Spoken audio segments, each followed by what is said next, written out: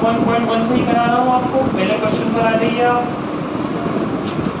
देखो पहला क्वेश्चन लिखा हुआ है निम्नलिखित संख्याओं को अभाज्य गुणनखंड के रूप में, ये शब्द जहाँ भी आपको नजर आ जाए, पहले भी मैंने कहा अभाज्य, जहाँ भी आपको ये शब्द नजर आ जाए बस आपको वहां पर ये करना है। अभाज्य गुणनखंड का मतलब यही तो होता है।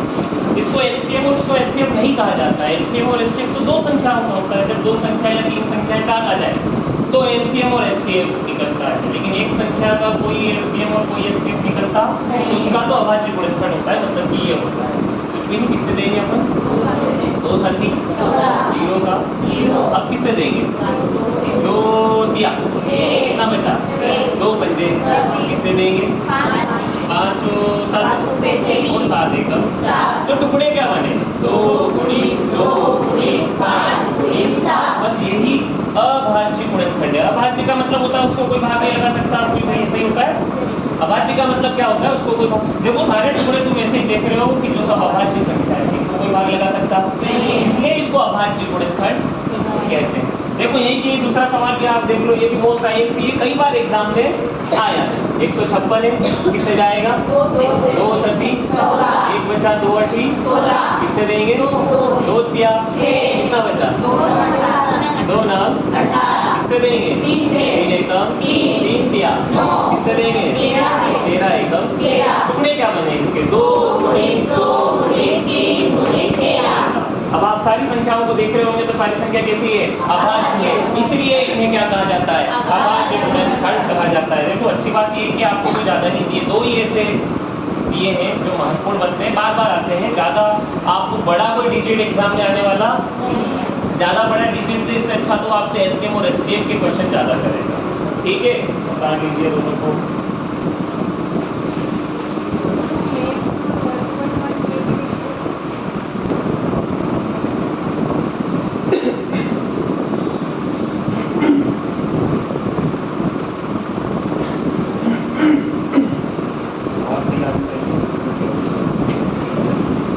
चलिए अब मैं आपको दूसरा पैटर्न,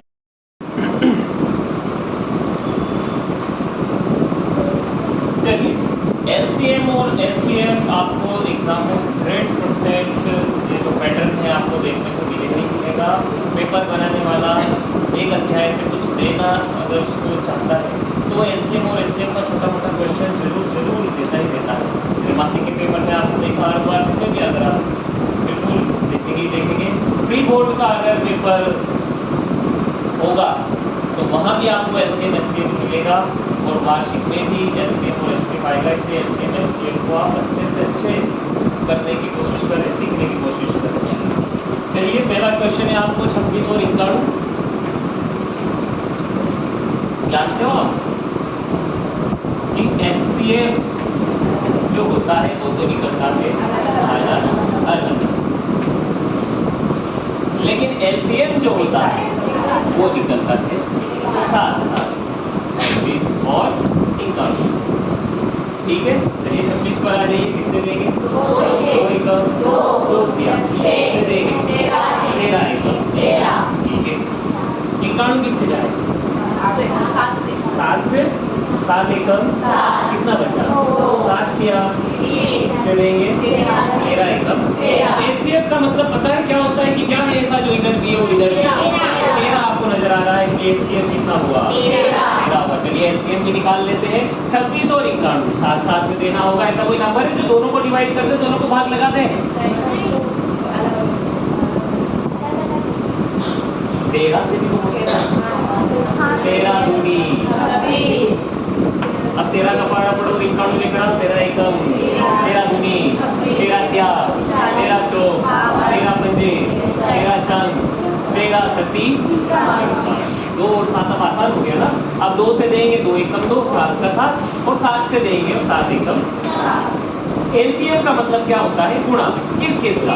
13 का, 2 का, 7 का। चलिए सबका गुणा करेंगे। 13 दूनी और 26 सत्ते गुणा कर लीजिए साथ में। अब 7 छंग 42, 42 के 2 हासिल आया 4, 7 दूनी 14 और 4 18, 182 एलसीएम आया 182 और एचसीएफ आएगा 13।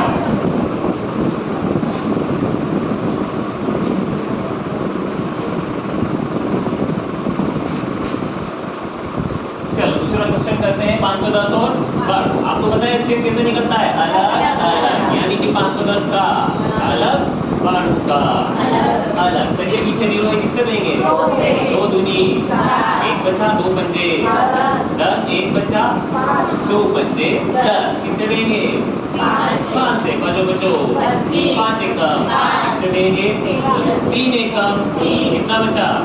3 7 21, 17 किससे जाएगा? 17 एकम 17। चलिए 92 पीछे 2 है, किससे जाएगा? 2 चौक 1 बचा 12 बन चुका है, 2 छल 2 से देंगे, 2 दूनी 2 तिया 23, तो 23 से ही जाता है 23 एकम। आपको पता है एलसीएम कैसे निकलता है? कॉमन देखना होगा, क्या इधर भी है और इधर भी है, तो आपको नजर आएगा कि 2 इधर भी है और 2 इधर भी है, और तो कुछ कॉमन नहीं है, इसलिए एलसीएम होगा 2। चलिए एलसीएम तो आ गया, अब हम निकाल लेते हैं एलसीएम। एलसीएम कैसे निकलता है? 7 7, थोड़ी दूरी पर क्या ही लिखना पड़ेगा आपको? बाणु भी लिखना पड़ेगा। चलिए दोनों किससे जाएंगे? आप एचसीएफ से भी आइडिया लगा सकते हो कि दोनों किससे जाएंगे। जब ये 510 2 से गया था और बाणु भी 2 से गया था, इसका मतलब ये दोनों 2 से चले जाएंगे। ठीक है, 2 दूनी 1 बचा 2 पंजे 1 बचा 2 पंजे। चलिए इसको दे देते हैं 2 चौक 8, 1 बचा 2 छल 12। अब ये 255 बन गया, 46 बन गया। जब यहाँ 255 आया था तो 5 से गया था, 46 आया था तो 2 से गया था, मतलब कि अलग अलग संख्याओं से जा रहे हैं, इसलिए अपने को इसको अलग अलग ही निपटारा करना पड़ेगा। सबसे पहले अपन निपटारा कर देते हैं 46 का। 255 को ऐसे ही उठाते हैं, 2 दूनी 4 2 तिया 6। चलिए अब किससे देंगे? 255 को कर लेते हैं, 5 से देते हैं, 5 25 5 एकम 5 23 का 23। कैसी संख्या है कोई जो दोनों को कर दे? नहीं कर पा रही है, 3 से दे देते हैं, 3 एकम कितना बचा? 2 3 7 21। ये 17 और 23 ये दोनों अभाज्य संख्याएं होती है, मतलब कि कोई दूसरा इनको भाग नहीं लगा सकता सिवाय इनके। चलिए 17 एकम 17, 23 का 23 और 23 एकम 23। अब एलसीएम निकालने के लिए हमें करना पड़ेगा गुना किस किस का? 2 का 5 का 3 का 17 का 23 का। चलिए इन सबका गुणा कर लेते हैं अपन। 2 दूनी 4 पंजे 20 20 तिया 60 का और 17 का गुणा कर लेते हैं। ये साइड में हमने 60 का और 17 का गुणा कर लिया। जीरो में करोगे तो 7 6 42। अब 1 का इसमें करोगे तो कोई फर्क पड़ने वाला नहीं है। 0 2 10। अब इसमें किसका गुणा करते हैं? इसका भी गुणा कर लेते हैं। यहाँ पर ये इसका गुणा करा 0 3 दूनी 6 0 का 0 3 का 3। अब 2 का करते हैं 0 2 दूनी 4 2 का 0 2 1 का 2। सबको जोड़ लो 0 6 4 3 2। एलसीएम कितना आया?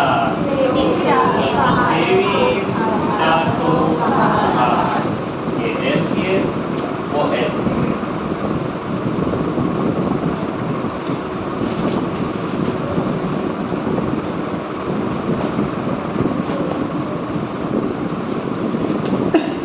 चलिए अगला है 336 और आपको पता है एलसीएम कैसे निकलता है?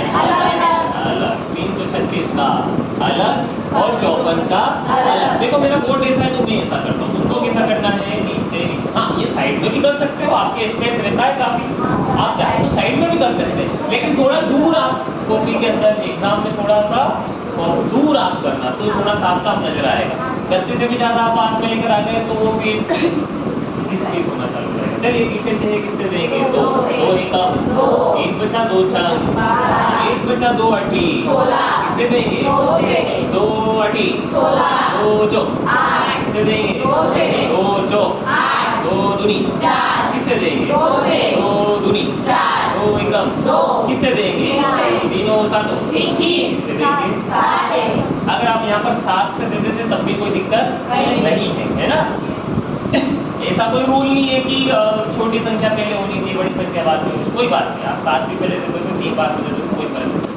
चलिए अब 54 को दे देते हैं, किससे जाएगा? 2 दूनी 4, 1 बचा, 2 सती 14, 3 से देंगे, 3 नाम 3 किया और 3 एकम 3। एचसीएफ के लिए आपको पता है क्या होता है? एचसीएफ कॉमन, जो इधर भी और उधर भी, 2 और 3 इधर भी है, 2 और 3 यहाँ भी है, इसलिए हमने लिखा 2 गुणी 3, मतलब कि 2 दिया, मतलब कि एचसीएफ आएगा हमारा 6। चलिए एचसीएफ तो आ गया, अब हम एलसीएम निकाल लेते हैं। एलसीएम कैसे निकलता है? 336 और 54। थोड़ा सा दूर लिखिएगा, एक ध्यान और रखिएगा, ये जो कोमा का निशान है ना, ये थोड़ा आप छोटा ही बनाइएगा। कई बच्चों को मैंने बुक में देखा है कि वो थोड़ा बड़ा कर देते हैं, फिर धीरे धीरे एक बना देते हैं, इसलिए इसको आप ध्यान रखना कि छोटा ही करें तो ज़्यादा अच्छा। आपको पता है कि 336 और 54 दोनों किससे जाते हैं? हम किससे देंगे? जब आपने 336 को 2 से दिया था तो 168 आया था, सीधे आप लिख सकते हैं। और जब आपने 54 को 2 से दिया था तो 27 आया था, सीधे आप लिख सकते हैं। अब 168 और 27, 168 2 से जाता है, 27 तो अलग अलग हो गई। तो अब हम इसको एक एक को अब हम लिखा है। 3 से भी जा सकता है, जा सकता है, बिल्कुल 3 से भी जा सकता है, इसलिए अपन इसको एक काम करते हैं, 3 से ही दे देते हैं, ठीक है। 3 पंजे 15, 1 बचा, 3 6 18, 3 नाम 27। अब 56 आ गया, क्या ये 3 से जाएगा? 56 नहीं जाएगा, इसलिए आपको इसको 2 से देना ही होगा। 2 दूनी 4, 2 आठी 16, 9 का 9, किससे जाएगा? 2 एकम 2 चौक 9 का, किससे जाएगा? 2 सती 9 का, किससे जाएगा? 7 एकम 9 का, किससे जाएगा? 3 दिया और 3 एकम। एलसीएम निकालने के लिए हमें करना पड़ता है गुणा। किस किस का गुणा करना पड़ता है? का 3, का 2, का 2, का 2, का 7, का 3, का 3 का। सब बराबर है, कोई कमी तो नहीं है? चलिए सबका गुणा कर लेते हैं, सब बराबर है। चलिए 2 तिया 6 दूनी 12 दूनी 24 दूनी 48 साते, तो अपन 48 और साते कर लेते हैं इधर। 48 साते, चलिए 7 का बड़ा 8 बार पढ़ लीजिए। 8 साती 8 साती 56 की हासिल आया, 7 चौक 28, 28 29 30 31 32 33, कितना आया? 300। अब उसका गुणा कर लेते हैं, 3 का गुणा कर लेते हैं। 3 चंग 18, 18 की 8 हासिल आया 1, 3 दिया 9 और 1 10, 10 की 0 हासिल आया 1, 3 दिया 9 और 1 10, 1008। और अब इस 1008 में हम किसका गुणा कर लेते हैं? फिर से 3 का हम गुणा कर लेते हैं। 8 या 24, 24 की 4 हासिल आया 2, 0 2 का 2 0, 3 एकम 3। हमारा एलसीएम आया है 3024, यही आया है।